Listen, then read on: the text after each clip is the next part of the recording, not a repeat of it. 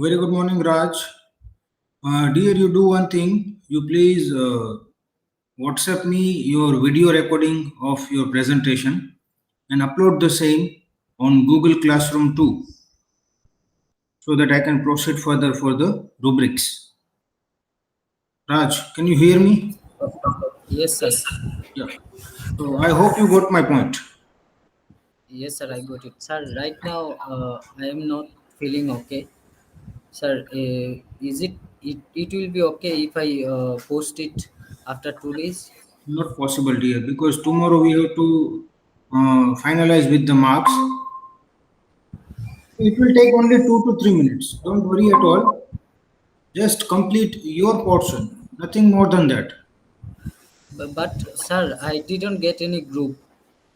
Yeah, it's fine, you give it individually. Okay, sir. But don't forget to send me your video latest by tomorrow. Okay, sir. It's a matter of 2 or 3 minutes only. Okay, sir. So once you WhatsApp me the video, you are requested to upload the same on Google Classroom too. Okay, sir. I will upload. Thank you. Yeah, very good morning to all my dear students. I hope you guys have enjoyed the rain. Let me share the disclaimer with you. Here we go with the disclaimer.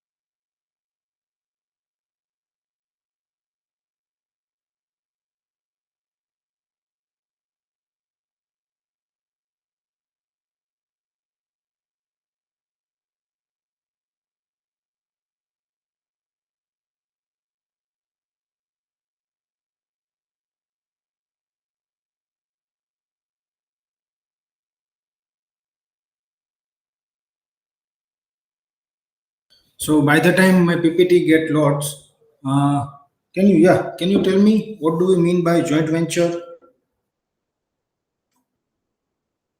What do we mean by joint venture?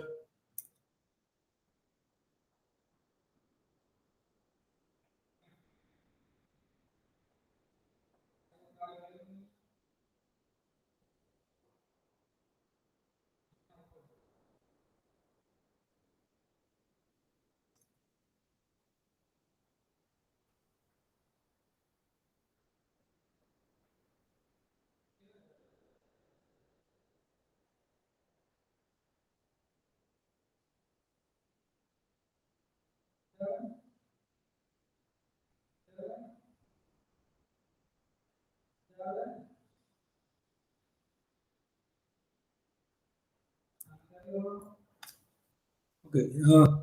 Now let's go with the next point, that is international strategy. International strategy is nothing but when domestic firm trying to sell out their goods at international level, or you can say across the domestic borders, then it can be considered as international. And every firm, every specific firm, I came to your class, but no one was there except one or two girl. Yeah, two girl was there. So again, I came back to my premises.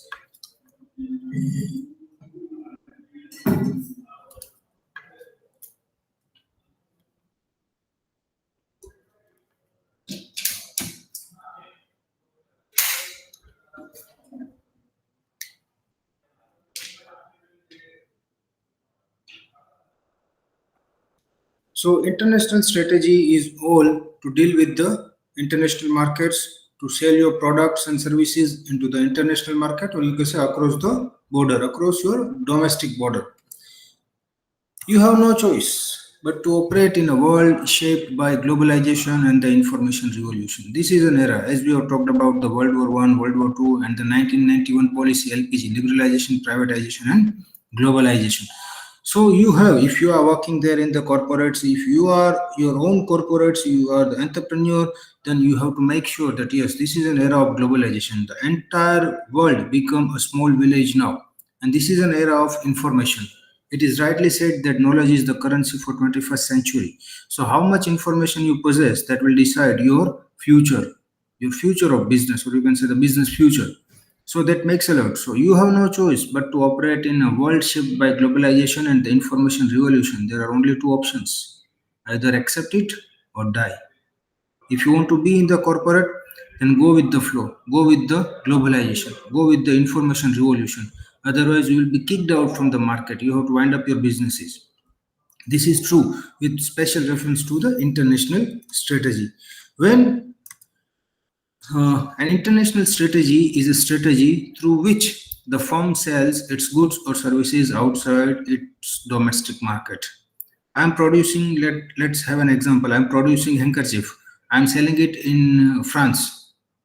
I'm selling it in Switzerland. So we can say that yes, I'm exporting my goods to the foreign countries, and I'm involving myself somehow in international markets, international strategies. So for that, when a company is selling their product or services outside of the domestic market, they must have some sort of international strategy, that how they are going to sustain, how they are going to compete, and how they are going to survive at international level. In certain cases, if we talk about the domestic market, then it's quite easy to sustain, it's quite easy to grow, it's quite easy to expand your business. But when the term comes, that is international strategy, it's really very tough, because you don't know how the international market works. You don't know the economics, political, or any other background of the international markets. And even you don't know the taste and preferences of the international customers. So it will become a tough. But yes, if you are trying to work at international level, then it's really very good. High potentials are always there after LPG, liberalization, privatization, and globalization that took place in 1991. So, an international strategy is a strategy through which the firm sells its goods or services outside its domestic market. It can be export, it can be import, it can be joint venture, it can be merger, it can be takeover, or it can be starting your own entirely own unit. Now, why do companies expand into the foreign market? The first and the basic reason is gain new customers, gain access to new customers.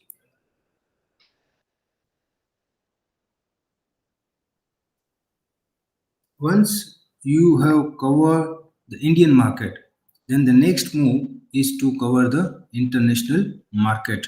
It might be possible that you have limited customers in the domestic market, but now what if you have production capacity, bulk production capacity, mass production capacity, and you want to achieve higher growth?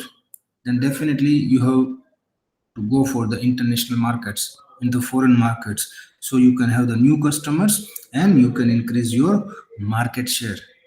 and market share matters a lot to each and every company nowadays. The company which are working at international level, the companies which are multi-domestic companies, the companies which are global companies, the companies which are international players, they are much concerned about their market share, and that's why they are always in need to have new customers.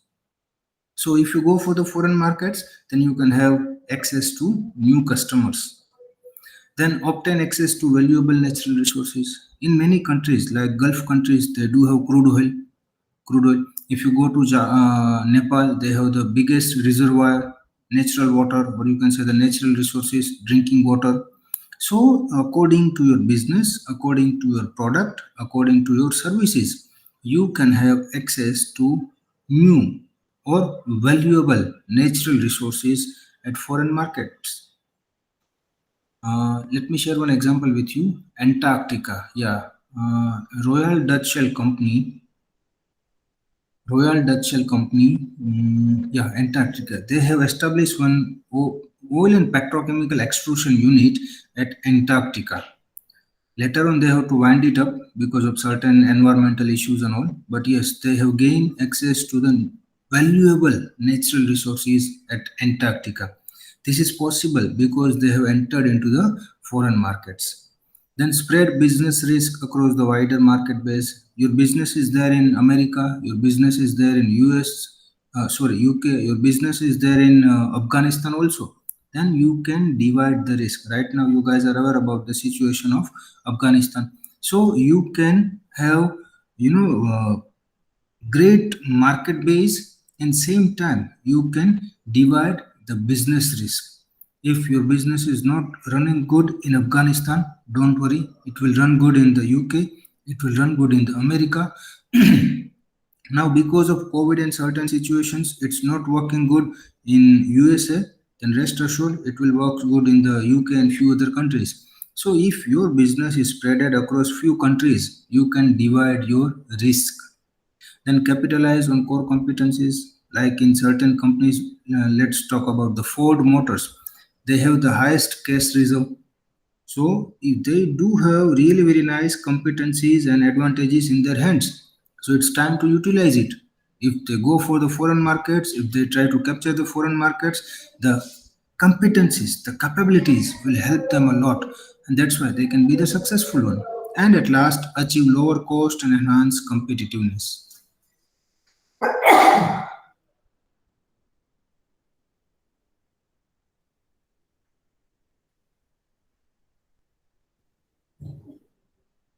Please be online.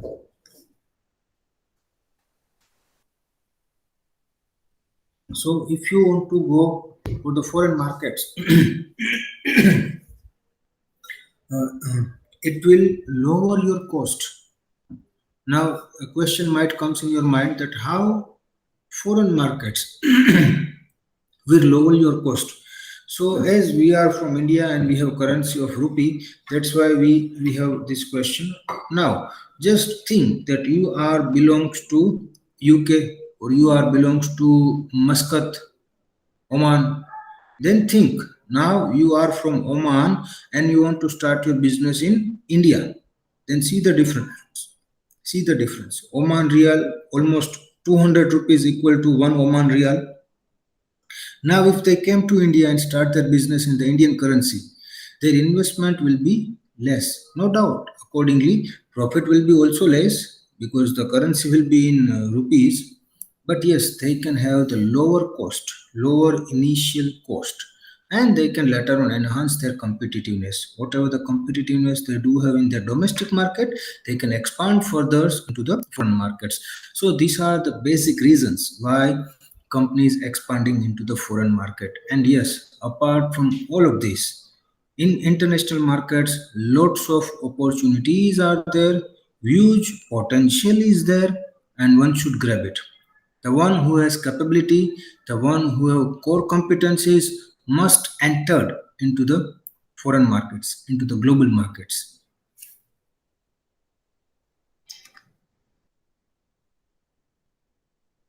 Now, these are the motivations for international markets, or you can say for international expansion. This gives you motivation. The first one is market share. As I already talked, that international players are very hungry to increase their market shares.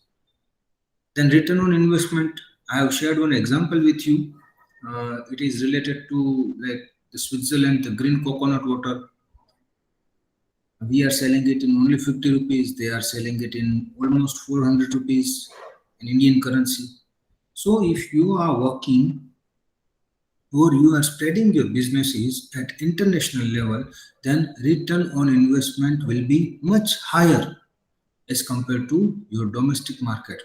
Because in international markets, people are ready to spend. If you are ready to provide good quality products, they are ready to spend also. So return on investment will be higher. Then economies of scale, or you can say a good learning to test the international waters. You must jump into that, and you can learn something from you. And make sure learning is no free of cost. You have to pay something for that. And once you pay, you can have a great learning. You can say you might have the great experience how to enter into the international markets and how to survive. If you have economies of scale, better you go for that. Recently, Balaji is also working to enter into the international markets. Right now, they are there in the export, but yes, they are very soon. They will be there in the international market with their own unit. Then you can have the location advantages, the best ever location advantages. If your business is situated at a very particular place, then you can have the great advantage of certain locations. Yeah, on the location point, I recall one video. One glacier is there in Switzerland. The name is Glacier 3000. It's really, really very nice place. It's a you can have the mesmerizing view of sunset and sunrise from that glacier. Let me show you how it can have the location advantages. Tissot, watch company, Swiss made. Tissot is there, basically belongs to Switzerland. Uh, they are handling the entire Glacier 3000. It's managed by Tissot. So be online. I will show you one video on how actually the air shows and all they are promoting their brands. Please be online. Let me show you. It's really very nice.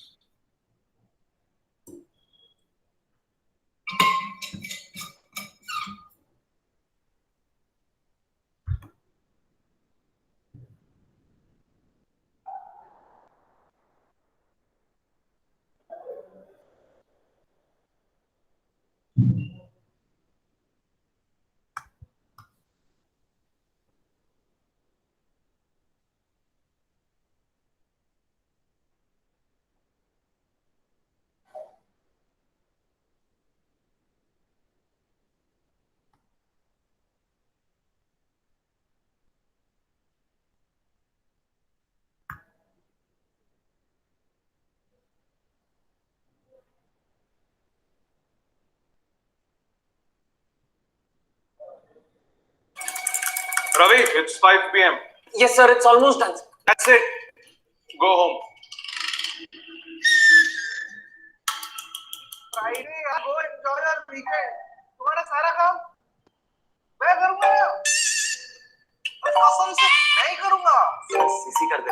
ऐसा boss सिर्फ रवि के पास है।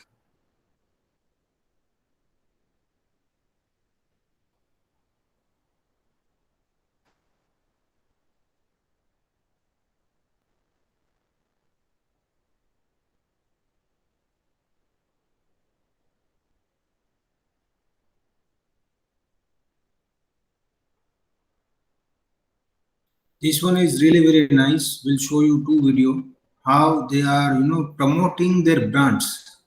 with taking advantage of their location.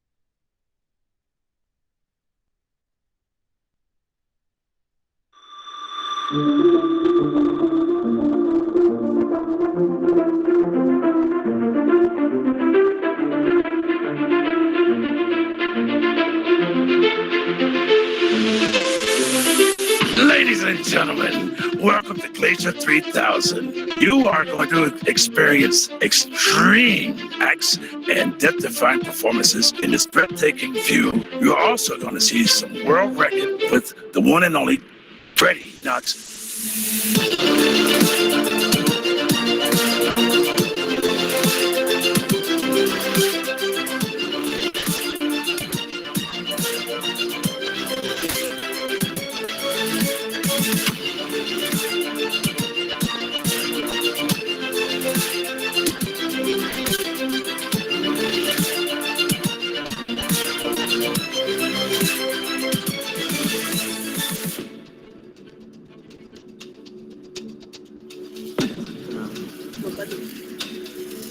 So sind wir auf dem selben Ding. Gut, super. Top.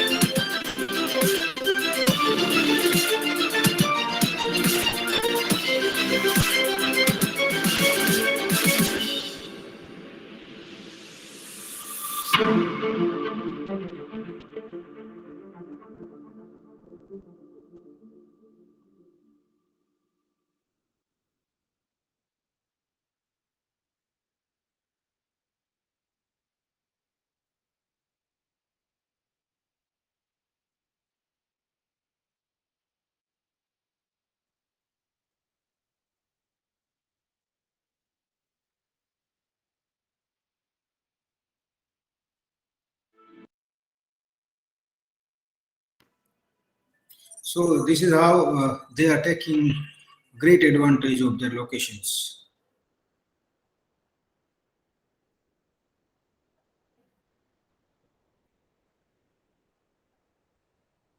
Now moving to the next.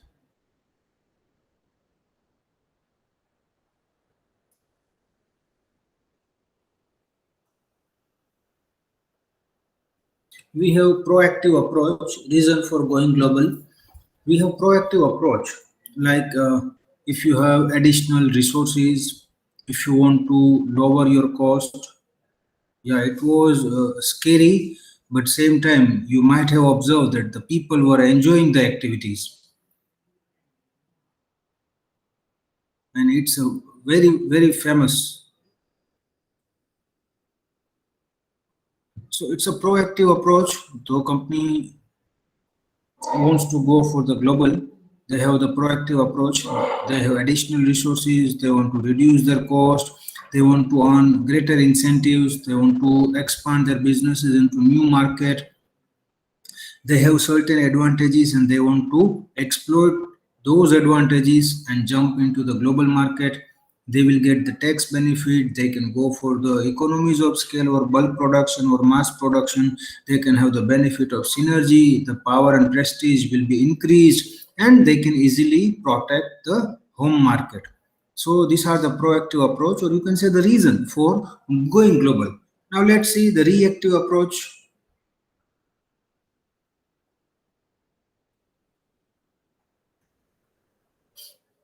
Now, the reactive approach is like the trade barriers, FERA and FEMA, Foreign Exchange Regulation Act, Foreign Exchange Management Act and all. So certain trade barriers are there that become hurdles for the international business. Apart from that, you don't know how the international customs works, their perceptions, their attitude, their behavior, their uh, taste, choice, and all those things. You are not aware about that. So you have to be very much reactive in those things. Then international competition will be there. You are global player, no doubt, but same time, don't underestimate the power of the other companies. They are also the global. They are also global players. So you can have the international competition. Then certain regulations which you might not be aware. In Singapore, you will find the different rules and regulations. In Greece, you will find different rules and regulations. So you have to make yourself aware about those regulations. And at last, it's all about the chance. It's all about the opportunity. It's all about the risk that you are taking to be at the international level. So these are the proactive and reactive approach for going global. Now we have two players, the international and the global. Now, international competitor is the one where the company operates in selected few countries like 5 to 7, or you can say the 10 to 15s, and moderately, gradually, they are expanding their businesses into further countries. So we can consider those players as an international players, or you can say the international competitor. Now, if you talk about the global player, if you talk about the global competitors, then their products, or you can say the companies, are already available in 50 to 100 countries, and they are expanding their business into other countries aggressively. Every new year or every 2 years, they are adding one more country in their bucket. Like the Coca-Cola is there, PepsiCo is there. The companies are already there in the 190 countries. So we can consider those players as global. And like other companies that SBI, then Maruti, and few others, they are considered as international player because they are gradually, very slowly expanding their business into foreign market. They are there. SBI is there in the Thailand, SBI is there in the Malaysia, SBI, State Bank of India, is there in certain countries. but it may take some time to be at the global level. So this is international versus global competition, or you can say the international player versus global players.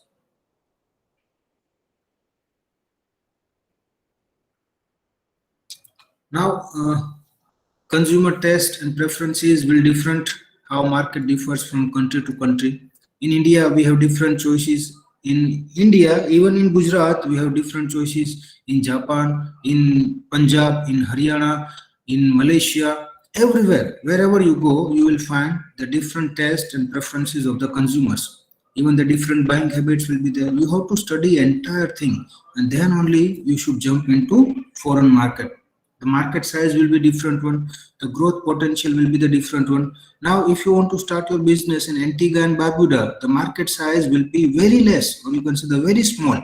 And if you want to start your business in China, you will have a great market size.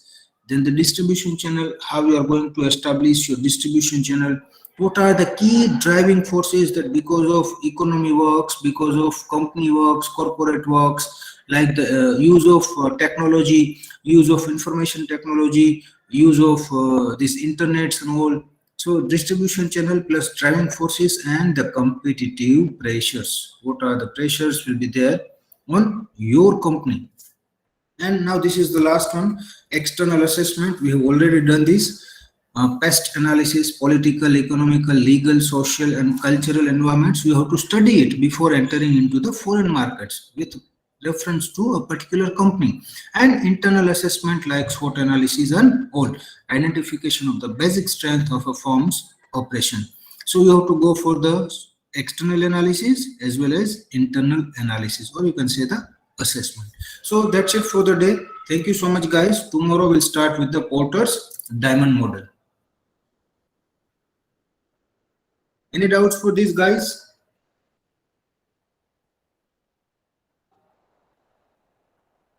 Yeah, thank you so much. That's it for the day. Enjoy your day. Thank you.